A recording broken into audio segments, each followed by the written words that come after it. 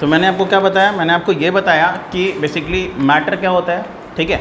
Matter basically हर वो substance को कहा जाता है जिसका खुद का मास होता है और जो स्पेस ऑक्यूपाई करता है, ठीक है। ये डेफिनेशन आपको पहले से पता था, ठीक है। फिर मैंने आपको ये बताया कि जो मैटर होता है ना वो दो कैटेगरी में डिवाइडेड है, प्योर सब्सटेंस और मिक्सचर, ठीक है।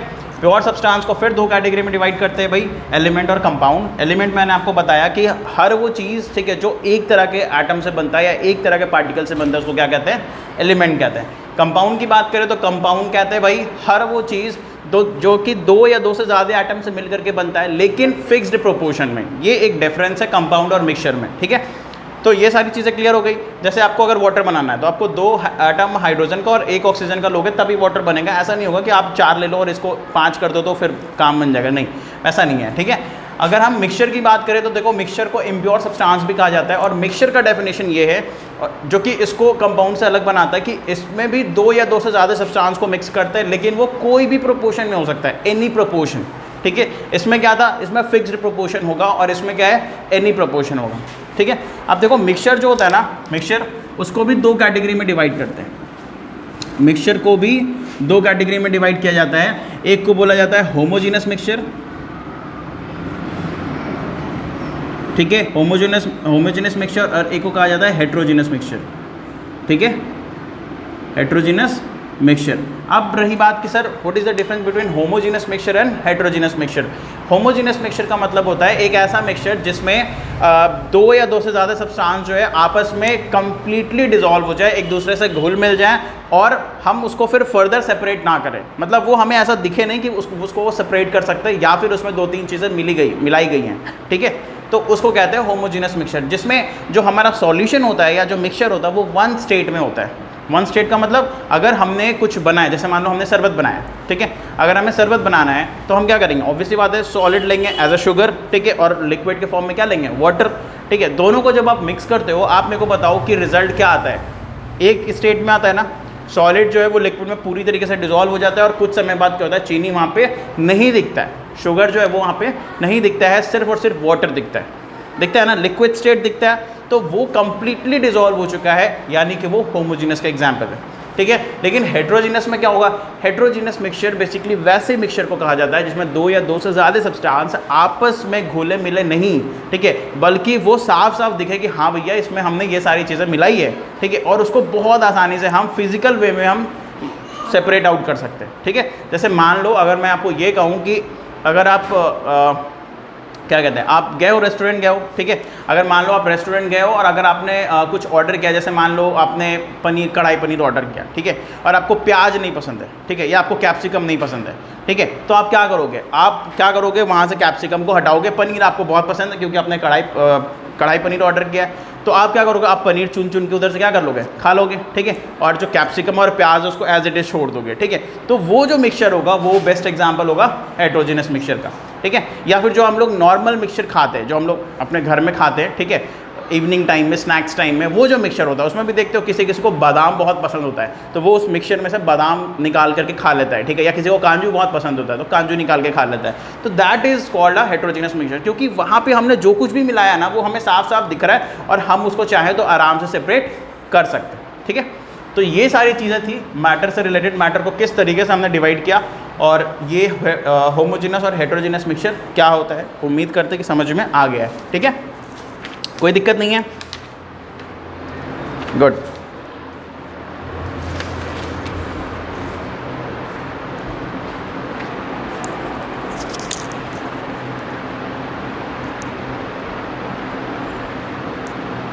ठीक है, अब देखो एक चीज़ समझो, आप एलिमेंट का डेफिनेशन आप थोड़ा डिटेल में जाते हैं कि क्या होता है एलिमेंट, किसे कहेंगे। देखो एलिमेंट ना हर उस चीज़ को कहा जाता है या हर वो सब्सटेंस को कहा जाता है जो सिंगल एटम से बनाओ, ठीक है, एक तरह के एटम से बनाओ जिसको हम फर्दर डिवाइड नहीं कर सकते हैं, ठीक है। अगर मैं ये कहूँ कि भाई इसका एग्जाम्पल सर बताइए क्या होगा, तो जैसे मान लो कि यहाँ पे एक मैंने बकेट लिया है, एक मैंने बीकर लिया है, इस बीकर में O2 लिखा हुआ है, तो इसका ये मतलब होगा कि इसके अंदर सर जितने भी एटम होंगे वो सारे के सारे O2 वाले होंगे, ठीक है, ऑक्सीजन के एटम होंगे सारे के सारे। इसमें ऐसा नहीं होगा कि कोई हाइड्रोजन वाला होगा और इसको हम चाहें तो बाहर निकाल सकते हैं, ऐसा नहीं होने वाला, ठीक है। क्योंकि ये क्या है, ये एक एलिमेंट है, ठीक है, और एलिमेंट जो है वो एक तरह के एटम से बनता है। एटम आई थिंक आपको पता है, नहीं पता तो आप जान लो कि smallest particle of matter is called atom. किसी भी चीज़ का सबसे स्मॉलेस्ट पार्टिकल को हम क्या कहते हैं, एटम कहते हैं, ठीक है। और एटम के बारे में ये कहा गया है, एक आगे जब आप पढ़ोगे तो आपको पता चलेगा कि जॉन डाल्टन्स करके एक साइंटिस्ट हैं, ठीक है, जिन्होंने ये कहा कि एटम जो है वो स्मॉलेस्ट पार्टिकल है और इससे छोटा कुछ भी नहीं है, ठीक है, इसको हम फर्दर डिवाइड नहीं कर सकते। बट जैसे ही रिसर्च आगे बढ़ी, इनका जो ये कथन था, जो इनका जो थ्योरी था, वो गलत साबित हुआ और फिर ये पता चला कि एटम्स को भी फर्दर डिवाइड कर सकते हैं। और एटम को जो डिवाइड करेंगे, डिवाइड करके जो सब एटॉमिक पार्टिकल आता है वो 3 तरह के पार्टिकल से आते हैं। पहला होता है आपका इलेक्ट्रॉन, दूसरा होता है प्रोटॉन और तीसरा होता है न्यूट्रॉन। पता है? गुड। तो इलेक्ट्रॉन क्या होता है, पॉजिटिव या निगेटिव? इलेक्ट्रॉन निगेटिव पार्टिकल है, ठीक है। प्रोटॉन पॉजिटिव पार्टिकल है और न्यूट्रॉन न्यूट्रल पार्टिकल है, ठीक है।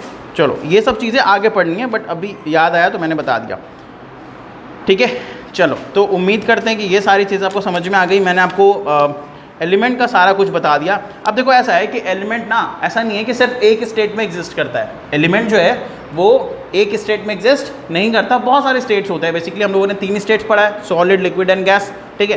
तो तीनों स्टेट में एलिमेंट एग्जिस्ट करता है, ठीक है। जैसे मैंने यहाँ पे जो भी एग्जाम्पल लिखा है, ठीक है, जैसे मैंने यहाँ पे हाइड्रोजन लिखा है, ऑक्सीजन लिखा है, नाइट्रोजन लिखा है, हीलियम लिखा है, ये चारों के चारों ना गैसियस स्टेट में एग्जिस्ट करते हैं। ये गैसियस स्टेट में होता है, गैस के फॉर्म में होते हैं, ठीक है। सोडियम जो है वो आपका सॉलिड के फॉर्म में होता है, ठीक है। कौन सा फॉर्म में होता है? सॉलिड के फॉर्म में। और आपने नाम सुना होगा, गोल्ड भी सुना है, सिल्वर भी सुना है, वो सारे के सारे क्या है? सॉलिड फॉर्म में। ज्वेलरीज बनती है ना, ऑर्नामेंट्स बनते हैं, गुड। और जो मरकरी होता है, मरकरी का नाम सुना है? कहाँ पे यूज़ होता है, बताओ इसका एक यूज़ बताओ। यूज़ नहीं पता? मैं बताऊँ मरकरी कहाँ पे यूज़ होता है, आपने भी देखा होगा। आपके घर में वो थर्मोमीटर है, थर्मोमीटर वो है ऐसे एनालॉग वाला, हाँ उसमें होता है, थर्मोमीटर में होता है, डिजिटल वाला नहीं, एनालॉग वाला। तो एनालॉग वाला जो थर्मोमीटर है उसमें मरकरी जो है डाला हुआ रहता है, एंड मरकरी जो है वो लिक्विड स्टेट में पाया जाता है। आगे समझ में? ऐसे बहुत सारे एलिमेंट हैं जो कि सॉलिड में भी एग्जिस्ट करते हैं, लिक्विड में भी और गैसेस में भी। मैंने आपको कुछ एग्जाम्पल्स यहाँ पे बता दिया, ठीक है। चलो गुड।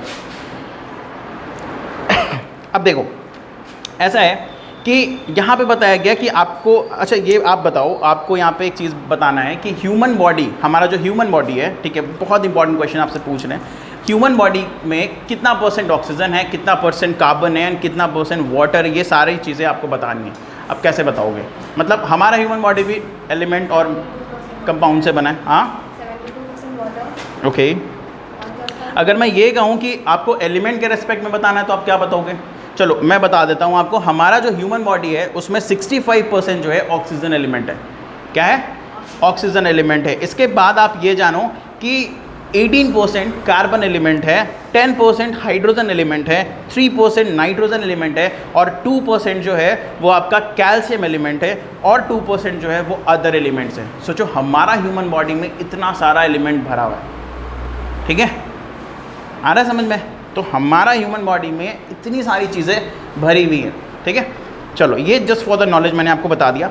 नेक्स्ट आता है metals, non metal and metalloid. अब देखो ऐसा है कि एलिमेंट जो है, एलिमेंट मैंने आपको बताया ना, एलिमेंट, ठीक है, जो कि एक तरह के एटम से बनते हैं। तो फिर एलिमेंट को फर्दर डिवाइड किया गया। एलिमेंट को भी 3 कैटेगरी में डिवाइड किया गया है। एक को कहा गया है भाई मेटल, दूसरे को कहा गया नॉन मेटल और तीसरे को कहा गया मेटलॉइड, ठीक है, मेटलॉइड। तो ये मेटल क्या होता है, नॉन मेटल क्या होता है और मेटलॉइड क्या होता है, ये हम समझ लेते हैं। देखो मेटल बेसिकली उन सारे एलिमेंट को कहा जाता है जो कि मैलिएबल होते हैं, जो कि डक्टाइल होते हैं, जो कि इलेक्ट्रिसिटी को कंडक्ट करते हैं, ठीक है, आ रहा है समझ में? जो सोनोरस होते हैं। सोनोरस का मतलब क्या होता है? सोनोरस का मतलब होता है जिसका जो आवाज़, जैसे देखते हो ना कोई बर्तन गिरता है या कोई मेटल गिरता है, एक छन से आवाज़ आती है, ठीक है, तो बिकॉज वो मेटल है, ठीक है। अब देखो एक्सेप्शन सब जगह हैं। कुछ मेटल्स आपको ऐसे भी मिलेंगे जो सोनोरस नहीं होगा, जो साउंड प्रोड्यूस नहीं करेगा, जैसे सोडियम मेटल, ठीक है। सोडियम मेटल क्या होता है? वो एक सॉलिड सब्सटेंस ज़रूर है, सॉलिड मेटल ज़रूर है, बट क्या है, वो एक कोई भी साउंड प्रोड्यूस नहीं करता है। आ रहा है समझ में? और मैं आपको एक चीज़ बता दूँ सोडियम के बारे में, sodium is the highly reactive metal. ठीक है, वो इतना ज़्यादा रिएक्टिव है कि अगर आप सोडियम के एक छोटे से पीस को और उसको आप नाइफ से भी कर सकते हो, ठीक है, नाइफ से भी जो है सोडियम मेटल को काट सकते हो, वो इतना सॉफ्ट होता है। लेकिन सिर्फ यही, ठीक है, इसके अलावा बाकी जितना मेटल होंगे वो इतने सॉफ्ट नहीं होंगे जिनसे आप नाइफ से काट लो, ठीक है। और सोडियम जो है ना इतना रिएक्टिव होता है कि अगर आप उसको पानी में डालो तुरंत आग लग जाएगा उसमें, तुरंत जो वो फायर को कैच कर लेगा, ठीक है। वो हाईली रिएक्टिव मेटल्स में आते हैं सोडियम, ठीक है। तो मैंने आपको बता दिया भाई मेटल के बारे में कि मेटल क्या होता है। अब देखो यहाँ पे दो बातें आई हैं, एक होता है मैलिएबल और एक होता है डक्टाइल। अब इसका क्या मतलब है आप समझ लो, ठीक है। देखो मैलिएबल का मतलब होता है, अगर मैं मैलिएबिलिटी की बात करूँ तो मैलिएबिलिटी का मतलब होता है कि ऐसा कोई सब्सटेंस जिसको आप हैमरिंग करो, ठीक है, हथौड़े से मारो और वो टूटे ना, बल्कि क्या हो जाए, थिन शीट में बदल जाए। क्या हो जाए? थिन शीट में बदल जाए, ठीक है, उसको कहते हैं मैलिएबल, ठीक है। इस प्रॉपर्टी को क्या कहते हैं? मैलिएबिलिटी कहते हैं, जो कि किसके पास होता है? मेटल के पास होता है, ठीक है। मेटल के पास मैलिएबिलिटी की प्रॉपर्टी होती है। आप देखते हो लोहार क्या करता है, लोहे को ऐसे पीटता है, ठीक है, ताकि वो शीट में बदले, या सोनार जो है वो सोने को पीटता है, उसमें नक्काशी करता है, ठीक है, डिज़ाइंस बनाता है। अगर मान लो ये चीज़ें पॉसिबल नहीं होती, इसकी ये प्रॉपर्टी नहीं होती, मैलिएबिलिटी वाली प्रॉपर्टी नहीं होती, तो क्या होता है रिजल्ट क्या होता है? ऑब्वियस ही बात है, एक बार हैमर मारो सारा चूर हो गया, है ना। गुड, चलो नेक्स्ट इज द डक्टिलिटी। अब देखो डक्टिलिटी क्या होता है? डक्टिलिटी ना एक ऐसा प्रॉपर्टी है जो कि मेटल में पाया जाता है, और इसका ये मतलब है कि अगर आप किसी सब्सटेंस को ऐसे खींचो, स्ट्रेच करो, ठीक है, तो वो टूटने के बजाय वो एक लॉन्ग वायर में बदल जाएगा, कन्वर्ट हो जाएगा, ठीक है। और जितना आप खींचोगे उतना वो पतला होता जाएगा, थिन होता जाएगा और वो खिंचाते जाएगा, ठीक है। तो इस प्रॉपर्टी को भी हम क्या कहते हैं? डक्टिलिटी कहते हैं, डक्टाइल प्रॉपर्टी, जो कि मेटल में पाया जाता है। और यही कारण है, आप देखते हो ना कॉपर के वायर लगे होते हैं हमारे घर में जिसमें इलेक्ट्रिसिटी फ्लो होता है, वो किस चीज़ का वायर होता है? कॉपर का वायर होता है। तो कॉपर का वायर इसलिए बनाया जाता है बिकॉज वो मेटल है और उसमें एक डक्टिलिटी वाली प्रॉपर्टी होती है, ठीक है। मोस्टली हर मेटल में डक्टिलिटी वाली प्रॉपर्टी होती है, ठीक है। और एक और प्रॉपर्टी होता है जिसको कहते हैं ब्रिटल। क्या कहते हैं? ब्रिटल। ये मेटल में नहीं पाया जाता है, ये नॉन मेटल में पाया जाता है, ठीक है। और ब्रिटल का मतलब होता है कि भैया आपने एक हथौड़ा मारा, सारा जो है वो चकनाचूर हो गया, है ना। हाँ, ऐसे आपने छोड़ दिया, गिरा और कहानी ख़त्म, है ना। तो ये डक्टिलिटी वाली प्रॉपर्टी है, सॉरी ब्रिटल वाली प्रॉपर्टी है, ठीक है। चलो, तो ये सारी चीज़ें मैंने आपको मेटल के बारे में बता दी। और क्या है भाई, देखो मेटल जो है ना वो तीनों स्टेट में एग्जिस्ट करता है, ठीक है। मेटल जो है वो तीनों स्टेट में एग्जिस्ट करता है। लेकिन सबसे पहले आप ये जान लो कि मोस्टली, ठीक है, मोस्टली क्या, इनफैक्ट आप कह सकते हो सारे मेटल जो है, ठीक है, वो सॉलिड स्टेट में एग्जिस्ट करते हैं। कौन से स्टेट में? सॉलिड स्टेट में एग्जिस्ट करते हैं। लेकिन एक मेटल ऐसा है जो कि लिक्विड स्टेट में एग्जिस्ट करता है, और वो क्या है? मरकरी। क्या है? मरकरी एक ऐसा मेटल है जो कि लिक्विड स्टेट में एग्जिस्ट करता है। अच्छा, नेक्स्ट टॉपिक है हमारा प्रॉपर्टीज़ ऑफ मेटल। अब देखो प्रॉपर्टीज़ ऑफ मेटल मैंने आपको अभी बताया, बहुत सारी प्रॉपर्टीज़ बताई, तो एक बार जल्दी रिवीजन कर लेते हैं। मेटल जो होते हैं वो मैलिएबल होते हैं। मैलिएबल का मतलब होता है कि अगर आप उसको हैमर से मारो वो थिन शीट में कन्वर्ट हो जाएगा। दूसरा मैंने आपको बताया कि मेटल जो है वो डक्टाइल होता है। डक्टाइल मतलब आप उसको जितना भी स्ट्रेच करो वो एक वायर में कन्वर्ट हो जाएगा। तीसरा मैंने आपको प्रॉपर्टी बताया कि ये good conductor of heat as well as electricity होता है, यानी मेटल गुड कंडक्टर हीट का भी है और गुड कंडक्टर इलेक्ट्रिसिटी का भी है। इलेक्ट्रिसिटी का एग्जांपल मैंने आपको बताया कॉपर वायर, जो हम लोग अपने घर में यूज़ करते हैं। और अगर मैं क्या कहते हैं, हीटिंग की बात करूँ या गुड कंडक्टर ऑफ हीट के एग्जांपल की बात करूँ, तो जितने भी आपके घर में यूटेंसिल्स हैं, या हमारे घर में जितने भी यूटेंसिल्स, या हम सब के घर में जितने भी यूटेंसिल्स आते हैं, वो सारे मेटल से बने होते हैं ना। कॉपर का, एल्यूमिनियम का बर्तन होता है, स्टील का बर्तन होता है, वो सारे क्या है? मेटल है, ठीक है। फिर मैंने आपको ये बताया, अच्छा एक चीज़ और आप जान लो, ये बहुत इंपॉर्टेंट चीज़ है, सिल्वर के बारे में। सिल्वर को best conductor of heat as well as electricity कहा गया है, ठीक है। आप हीट तो रहने दो, बट हाँ इलेक्ट्रिसिटी में इसको बेस्ट कंडक्टर तो कहा ही गया है, ठीक है। आप ये भी कह सकते हो कि सिल्वर जो है सर वो दो नाम से बहुत ज़्यादा पॉपुलर है, यानी इसका बहुत बड़ा यूज़ है। पहला तो इसको as a reflecting polishing surface बोलते हैं, मिरर में यूज़ करते हैं, ठीक है। क्योंकि मिरर में यूज़ इसलिए होता है बिकॉज ये बेस्ट रिफ्लेक्टर है। क्या है ये? बेस्ट रिफ्लेक्टर, ठीक है, बेस्ट रिफ्लेक्टर ऑफ लाइट है। इसीलिए हम मिरर बनाने के टाइम ग्लास के पीछे देखो मिरर कैसे बनता है, ऑब्वियसली बात है मिरर कैसे बनेगा, ग्लास से बनेगा, शीशे से बनता है। तो शीशे के एक साइड को यानी उसके बैक साइड को हम मिरर सिल्वर पेंट से पॉलिश करते हैं, ठीक है, तब जाके वो मिरर में कन्वर्ट हो जाता है, ठीक है। तो सिल्वर जो है वो बेस्ट रिफ्लेक्टर है, ये आपको याद रखना है। और दूसरा ये बेस्ट कंडक्टर भी है, ठीक है। मतलब अगर आप घर में, आपके घर में अगर मान लो कॉपर का वायर लगा हुआ है, हर जगह पे कॉपर का वायर लगा रहा है, अगर वो सारे कॉपर के वायर आप हटा करके सिल्वर के वायर लगा लो तो आपका बिजली बिल जो है वो कम आने लगेगा। सिल्वर वायर सस्ता है क्या? सिल्वर सस्ता है क्या? लगा सकते हो, आपको मन है तो कोई दिक्कत नहीं है, ठीक है। बट भाई हर कोई अफोर्ड नहीं कर सकता। इनफैक्ट सिल्वर वायर नहीं लगाते हैं क्योंकि जितना मेरा बिजली का बिल कम आएगा उससे ज़्यादा तो मेरा वायर में कॉस्टिंग लग जाएगा, है ना। तो इसीलिए सिल्वर वायर को नहीं यूज़ करके क्या यूज़ करते हैं? कॉपर वायर यूज़ करते हैं। गुड, तो ये सारी चीज़ें हो गई। अच्छा, नेक्स्ट मैं आपको बता दूं कि मेटल जो होता है ना वो लस्चरस होता है एंड कैन बी पॉलिश्ड, ठीक है, उसको पॉलिश भी कर सकते हैं, शाइनी अपीयरेंस होता है, लस्चरस होता है। लेकिन कुछ ऐसे भी हैं एग्जाम्पल्स या एक्सेप्शंस जिसमें मेटल जो है उसके लस्चरस जो है वो नहीं दिखता है, ठीक है। जैसे सोडियम मेटल आप देख लो, ठीक है, ये लस्चरस नहीं होता, शाइनी अपीयरेंस इसको नहीं कह सकते, ठीक है। देखो ऐसा है ना कि एक्सेप्शंस आपको बहुत जगह पे मिलेंगे, ठीक है, बट आप ये जानो कि फ़िलहाल मेटल जो है वो लस्चरस होता है एंड कैन बी पॉलिश्ड, ठीक है। नेक्स्ट है metals are generally hard except few, ठीक है, एक्सेप्ट फ्यू। वो फ्यू में कौन आएगा? एक आएगा सोडियम और दूसरा आएगा पोटेशियम। सोडियम और पोटेशियम दो ऐसे मेटल है ना जो सॉफ्ट मेटल कहा जाता है, जिनको आप नाइफ से भी कट कर सकते हो, ठीक है। नेक्स्ट है metals are usually strong, they have high tensile strength. What does it means? देखो मेटल्स जो होते हैं ना वो बहुत स्ट्रॉन्ग होते हैं, बहुत स्ट्रॉन्ग मतलब उनका टेंसाइल स्ट्रेंथ बहुत ज़्यादा होता है। टेंसाइल स्ट्रेंथ का मतलब है ना कि अगर आप उस पर कितना भी लोड डाल दो कोई फ़र्क नहीं पड़ने वाला, ठीक है। आप ट्रेन पे चढ़े हो, ट्रेन पे घूमते हो, ट्रेन किस चीज़ से बना होता है? मेटल से बना होता है, आयरन से बना होता है। उसके चक्के जो होते हैं वो किससे बने होते हैं? आयरन से बने होते हैं। देखते हो ट्रेन में एक टाइम ऐसा होता है बहुत ज़्यादा भीड़ हो जाती है, बट ट्रेन का कोई फ़र्क पड़ता क्या उस पर? नहीं, ट्रेन भैया जैसे चलता है वैसे ही चलेगा। आप पूरा एक हाथी क्यों ना बैठा दो, एक क्या मतलब 1000 हाथी क्यों ना बैठा दो, ठीक है।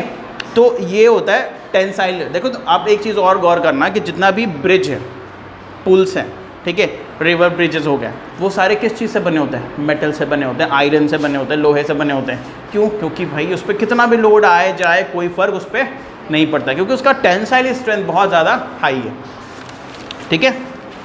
नेक्स्ट है कि मेटल जो होता है ना वो रूम टेम्परेचर पे क्या होता है? सॉलिड होता है। और मैंने आपको एक एक्सेप्शन बताया मरकरी को लेकर के, ये रूम टेम्परेचर पे क्या होगा? लिक्विड होगा, जो कि थर्मोमीटर में यूज़ होता है। गुड। फिर है कि मेटल जो है generally have high melting and the boiling point, ठीक है। देखो मेटल्स के ना मेल्टिंग एंड बॉइलिंग पॉइंट जो है वो हाई होते हैं एक्सेप्ट फ्यू, जिसमें आपका दो आता है, एक आता है सोडियम और दूसरा आता है पोटेशियम। सोडियम और पोटेशियम जो है वो दो ऐसे मेटल हैं जिनका बॉइलिंग पॉइंट 100 डिग्री सेल्सियस से भी कम है।